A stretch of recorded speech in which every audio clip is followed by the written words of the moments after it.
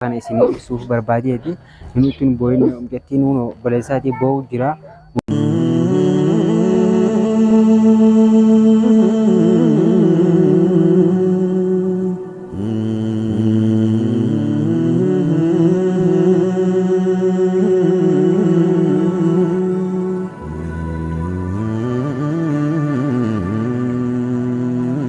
Assalamualaikum warahmatullahi wabarakatuh. Daawwattoota fi hordoftoota keenyaa akkam nagaa fayyaa keessanii isiniin jechaa kun warraan tana deebi'ee jira. Maaliif jennaan rakkina keessa jiru hundi keessanuu quba qabdan jeeti yaada viidiyoo guyyaa kaleessaa gallakka hin irratti rakkina bultuun mudimiyyoon rakkoo isarra xumtee mana hospitaalaa keessatti waan nu qunname hundi keessanuu quba qabdan jeeti yaada sanbira kutee daawwattoota fi hordoftoota keenyaa warri akkasitti dawwaltanii bultuun maal keessa jirettanii biiziidhaan silkiidhaan nu dawwaltanii nu gaafatanii hundi keessanuu galatooma hedduu takka ammallee wanni isin irra deebine silkii isin jalaa kaafnee yaada keessan irraa baruu dhabneefillee biizii irra jirra waan ta'eef kanumaafuu ammallee biiziidhaan irra deebi'ee hunda keessaniifuu yaada bakka takka deebisuudhaaf viidiyoodhaan as beetiin jira waan ta'eef kanumaafuu haalli inni keessa jiru haala biraatiin nutillee cinqii silkii isaatii yuutuubii isaatii wanni hunda na bira jirti.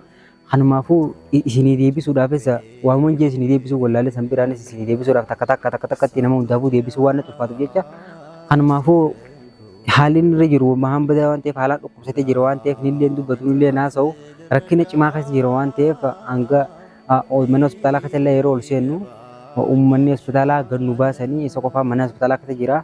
Kanumaafuu daawwattoota keenya waan inni irra ga'e walumaan laalla waan ta'eef du'aa nu godhaadha. Saniifuu daawwattoota keenya akkuma isin himetti maatii isaatillee dhagaanii turanii isaan akka waan lubbuun jiruun seenee san keessaa illee ilmaan eessummaa kiyyaa tokko yookaan ilmaan eessummaa kiyyaa keessaa yookaan obboleessa isaa jechuudha. Obboleessa isaa xiqqaa keessaa tokko na bira dhufuu deemana fakkaatti. Kanumaafuu mee hanga inni dhufutti mee nu faana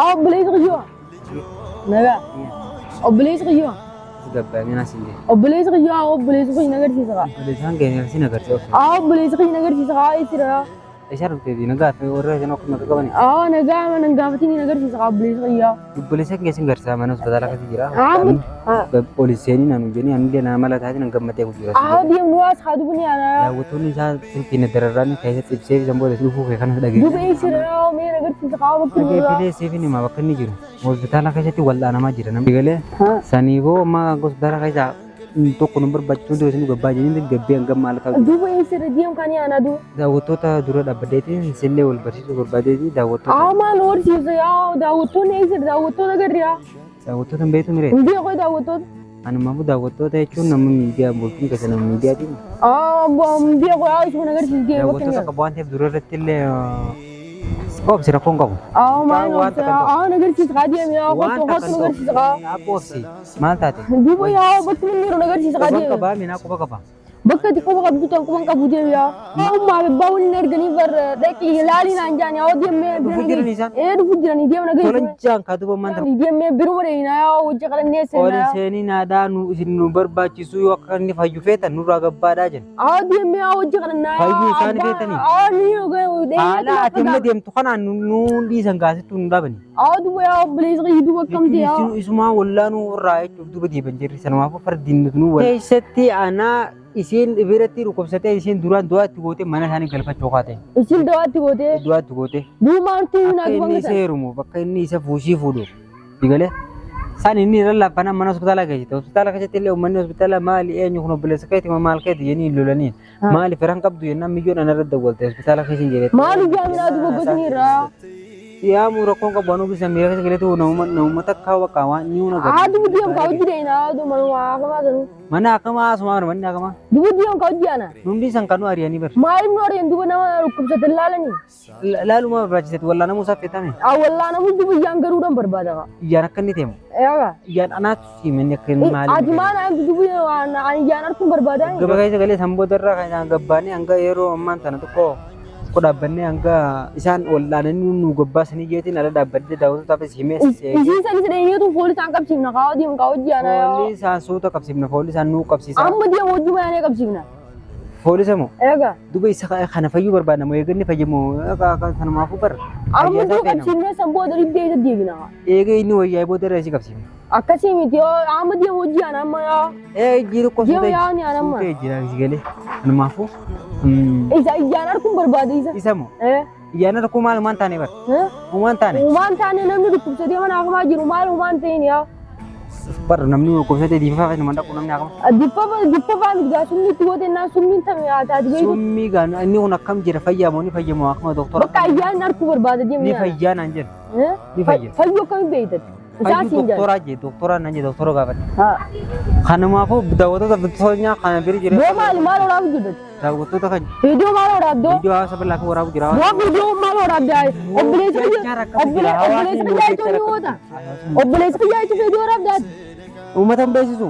Maal beeksiftu uummata? Uummanni maali bara? Uummata Uummata saniin beenu nuti bakka. Nabi akkuma.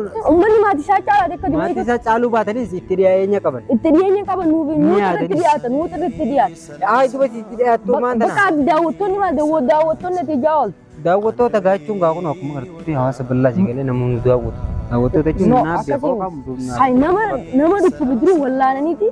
Kan booda yoo waraabdillee waraabde malee akkanumatti waraabduu hin taatu. Lakkiin.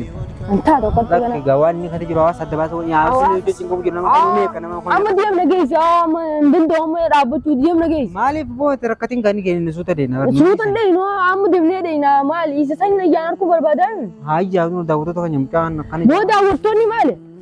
Rabbi daddu ta'e. Deemnu geessi amma deemnu geessi. Deemnu geessi. Akkuma deemnee nu maal nu lolan naata nu hayyamsiisaa deemu ni ana. Nu hayyamsiisaa. Akkam jettee? Akkam jettee deemu. Afaan irra qabda. Ayyaan harkuu barbaannaa bakka amma. Afaan irra qabdamu. Afaan irra qabdaati. Ammoo yoo ni sira gabaadden beekaa deemni ana. Deema daa'ummaan kanaan dalagu deema ni ana. Harkuu feeta? Ayyaan harkuu feeta. Taafi naasaa jechuun isaanii mugabbeebi. Achi boodarra waan inni kate jiru dhagee si garsiisa. Maal agarsiifta? Ijaa wajjin inni ilaalla. Daawwattootaaf hin xumura. Daawwattoonni maali? Daawwattoota kanumaafuu kaameraaf dura waan ta'eef hin xumuraa fi kaameraan mee? obsaan dhaggeeffadhu waan inni irratti akkas ta'ellee cinta kallee quba qabaatan guutuu quba qabaachuu dhabuutiin. Kaameraan kun kana dura jiru kana. Boo kaameraa maal waraaba? Kaameraan nu waraabu jira dhaggeeffadhu. Maal waraabu jira? Dhagee os tokko obsi daawwattootaaf hin xumuraan ta'e obsi daqiiqaa takka waan ta'e. Haadhi binurraa xumura kaadu buyaa. Ayyee dhaggeeffadhu. Daawwattoota kan keessanii haala inni keessa jiru hundi quba qabdanii du'aa inni godhan nutti jabaadhaadha. Wanni inni keessa jiru akkuma agartanitti mijoon shirrii hangas ga'u maal jechuudha. Kanumaafuu mijoon san akkas irratti raawwatti waan guddaa san irratti raawwatti jee nillee hin eeyne obsi qabuu nutti ni jini. Dubbisa diyaam kaadee binuun yaa ni. Fitaa haanii fitaa. Haasootti jirame. Yaa ni gaa diyaam kaa ni ana yaa. Ni gaa. Salaamu alaikum warahmatullahi wabarakatuh yang kan fitutti na obsuun illee. Ndandoo hanga su'aa diyaam amma. Yang kan isa xumuruu fidde. Daawwattoota keenya diyaam yaa ni ana. Na jaaladhu jetteeni jalqaba irratti. Inni immoo ishii tana sin jaaladha jeenee tuma irraan qabu. Diyaam ni ana amma diyaam ni ana. Dhaggeeffadhu siif inni xumura. Siima kana naarsee namni hin xumuraatu.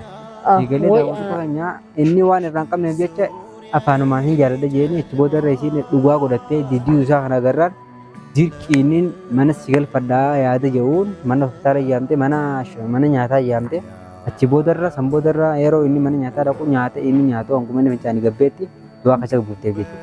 Du'aa keessa buuftee beekni du'aa dhugee achi booda irra fudhattee karaa manaa galuu ni kaate yeroo karaa manaa galuu ni kaatu inni harkaan laaffate yookaan karaa gaggaba keessa jira. Saniifuu akkan godhuun qabu mana naddu'attee karaa.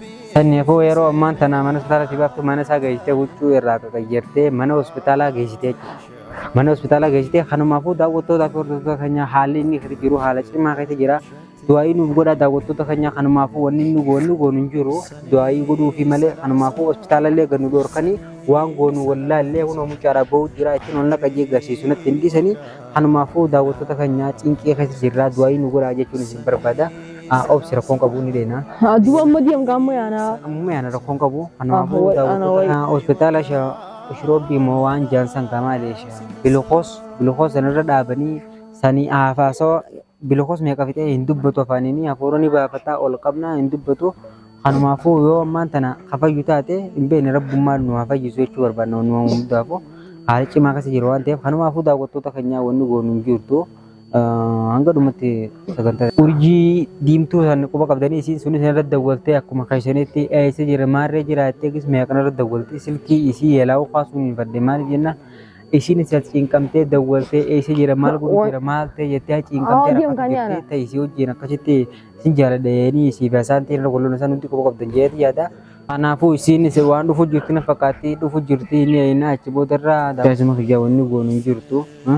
Sarmaafuu du'aamu goonaaf malee wanni goonu jiru.